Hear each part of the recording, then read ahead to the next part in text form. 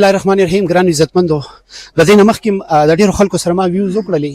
په دې ځای قیامت تیر شوی دی، هغه شانته الفاظ را سره نشته دی. د ډېرو خلکو سره ما خبرې اترې وکړلې. دا غم چې دی دا ډېر غټ غم دی او د الله د طرف نه دا آسماني آفت دی. په دې ټایم موږ سره منسټر صاحب سهیل افریدي صاحب موږ سره دلته کې موجود دي.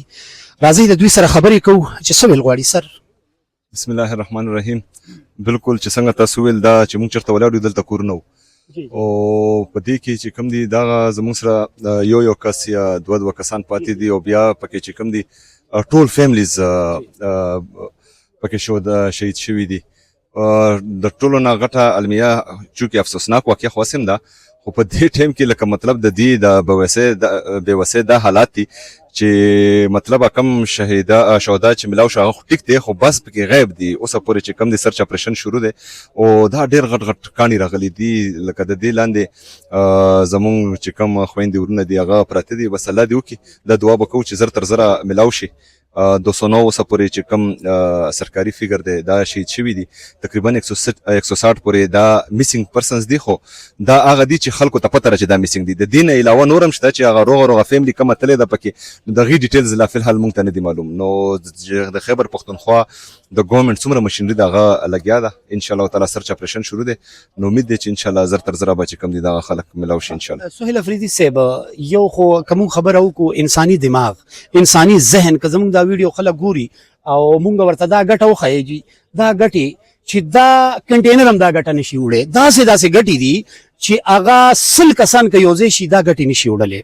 دې ته تاسو څه ګورئ؟ دې باره کې ستاسو څه فیلینګ دي چې دا د الله تعالی دا چې کوم آسماني مطلب څه ویلی ستاسو څه فیلینګز دي چې دا ازمایش دی زموږ دپاره یا د الله د طرف نه مونږ ته یو وارنینګ دی؟ دا جی بالکل الله تعالی چې کوم دي خپل بندگان په آزمایښتونو باندې چې کوم دي دغه ایمان ګوري. اوس خو دا احساس مونږ ته نه کیږي کنه، ځکه چې زمونږ پکې نه رورو نه خورو دا احساس هغې ته کیږي چې چا پکې پوره خاندان تللی دی او هغه یو کس پاتې شوی دی. نو مونږ خو دې ته همدغه دعا کوو چې الله دې تاسو له صبر درکړي، الله دې استقامت درکړي، الله دې چې کومه سانحه تاسو سره شوې د دې برداشت کولو طاقت درکړي. چونکې کلاود بس چې کوم دي دا ماحولیاتي تبدیلي د وجې هم راځي. مونږ بار چې کوم دی عمران خان هم دغه اواز اوچت کړی و چې دا چې کوم ونې دي دا مه کټ کوئ، کلایمیټ چینج چې کوم ماحولیاتي تبدیلي ده. نو د دې د وجې اکثر کیږي ځکه چې دا غریزې علاقې دي په دې کې چې کوم دی چې معمولي غوندې کوم درجه حرارت زیات شي نو بیا دغه رنګې سانحې پکې کیږي. بس الله دې مونږ د دې ازمایش نه وباسي، الله تعالی دې مونږ ته چې کوم دي طاقت او استقامت راکړي چې د دې سانحې برداشت وکړو. سر تپوس دا کول غواړم دغلته اوس دا خلک ولاړ دي زمونږ په نظر، تاسو چونکې منسټر یې او د خیبر پښتونخوا واک تاسو له الله تعالی درکړی دی، تاسو د پنجاب نه د وفاق نه د مدد اپیل به نه کوئ؟ ولې چې څنګه دا کسان داسې لګي دغه شانتي خدا میاش که ولګي نو هېڅ پته نه لګي دا لاشونو چې شهیدان د چا ورک دي. نو تاسو به خاص کوئ وزیر اعلی صاحب سره به ډسکس کوئ چې دلته ایمرجنسي بنیاد باندې یو ډېر های پروفایل دلته مدد پکار دی؟ دا چې زموږ چې کم 11 اضلاع دي او هغې کې د سیلاب او کلاود بست شوي دي، په هغې کې ایمرجنسي الریډي ډکلیر شوې ده. او زموږ چې څومره د صوبایي حکومت سره مشینري ده هغه په همدې ضلعو کې لګیا ده.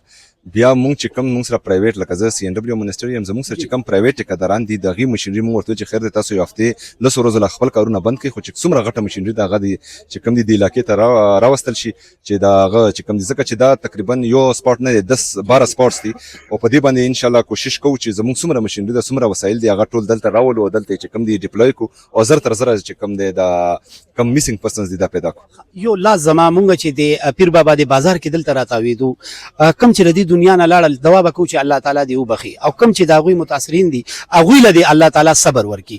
خو د بازار کې تقریبا منسټر صاحب مونږ که نه وي یو 400-500 دوکانونه مونږ وکتل چې هغه غریب دکانداران دي مکمل تباه دي. د دوی د مدد دپاره فار د فیوچر څه پلانز شته چې د دې تاجرانو د څنګه مدد وکړی شي؟ دا جی د دې نه مخکې چې کوم دی یو نیمه میاشت مخکې ماینر غونډه کې سیلاب راغلی او دلته تقریبا 105 دوکانونه والي وو. د هغې کمپنسیشن دپاره هم چې کوم دي ضلعي انتظامیه او زموږ چې دلته کوم الیکټډ ممبرز دي ریاض بای دی، فخر جهان دی، د هغې د طرفه سی ایم صاحب ته هغه راغلی او اوس تقریبا دا چې پرون مونږ کوم بریفینګ واخیستو 1400 دوکانونه دي. د دې دپاره سی ایم صاحب واده کړی دی انشاءالله تعالی کمپنسیشن به خامخا ملاویږي. چې کوم شهدا دي د هغې دپاره پیکیج اعلان یې پرون وکړو. دلته چې کوم د چا مالي نقصان شوی دی د کور په مد کې، د ځمکې په مد کې، د فصل په مد کې هغه ټولو دپاره به چې کوم دي انشاءالله تعالی کمپنسیشن ورکوي او 100% هغه امداد به ورکړل کېږي انشاءالله سر د عوام دپاره تاسو چونکې دلته کې موجود یې په خپله په دې علاقه باندې عوام ته څه پیغام ورکوئ د دنیا ورسیز چې دي هغوی ته څه پیغام ورکوئ که هغه ورسیز دي مدد کول غواړي په نور علاقو کې نو هغه مدد څنګه وکړي او څه اپیل کوئ سر تاسو ایز ا منسټر تاسو زما ټولو پښتنو ورونو ته که هغه په پاکستان کې دي پاکستان نه بهر دي چې په کومه نمونه باندې تاسو د بنیر خلکو دپاره یا چې په خیبر پښتونخوا کې څومره ضلعې دي د هغې دپاره د کم درد او د احساس نمونه پیش کړې ده. زه تاسو ټولو ته سلام پیش کوم. دلته چې کوم دي د ایډجسټنټ ډسټرکټ چې کوم دي که صوابۍ ده که مردان دی یا نورې کومې اضلاع دي هغې نه خلک راځي په غټه توګه باندې دلته چې کوم دی امدادي سرګرمیانې کوي. ما ټولو ته دا ریکویسټ دی چې څومره امداد راځي پکار دی چې د ډي سي افیس په تور باندې راځي ځکه چې د هغې سره ټوله ډیټا موجوده ده. په دې کې بعض نیم کسان به داسې وي چې تاسو به شیزونه راولېږئ صرف یو کس ته به ملاو شي نور به همداسې پاتې شي. هغه چې کوم دی دلته منتخب نمایندګان دلته چې کوم لوکل کمیونټیز دي هغه ټولو ته ټوله ډیټا چې کوم دی ډي سي افیس کې موجوده ده. ډي سي افیس په تور باندې تاسو څومره چې امداد د ستاسو د وسه کېږي هغه رالیږئ او هغه به انشاءالله تعالی د چې دلته چې کوم خلک د هغې مستحق دي هغه ټولو ته به د ستاسو امداد رسي او نور دعاګانې کوئ. یو جهان مننه د ټولو ډیره مننه. ګران عزتمند مونږ خبرې کولې منسټر سهیل افریدي صاحب سره. اوس راځو تاسو ته دا ګټې ښایمه دا ګټې چې دي دا تاسو وګورئ چې په خپلو سترګو باندې دا ګټې وګورئ چې دا ګټه که تاسو د دې ګټې جایزه والئ نو دا 100 کسان څه چې ډېر زیات تعداد هم وي دا ګټه اړکولی هم نشي.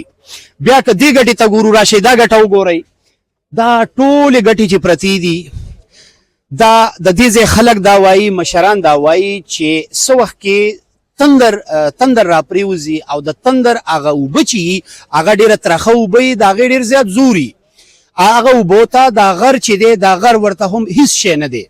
نو دا ګټې چې دي دا تاسو کتلی شئ دا دنیا راغلې ده او دنیا دې مدد لراغلې ده هیلپ کولو لراغلې ده. دا تمه لري چې مونږ د خپلو پښتنو د خپلو دلته د مشرانو کشرانو سره ملاتړ جوړ شو او د دوی مدد وکړو. دا ګورئ جي ګرانو عزتمندو زما په بیګ باندې دا دنیا دلته راغلې ده او دلته کې مونږ چې خپله کومه سروې وکړله د پینډۍ اسلام آباد د خیبر پښتونخوا د ټولو علاقو نه دلته ډېر په ګڼ شمېر تعداد باندې عوام الناس را رسېدلی دی.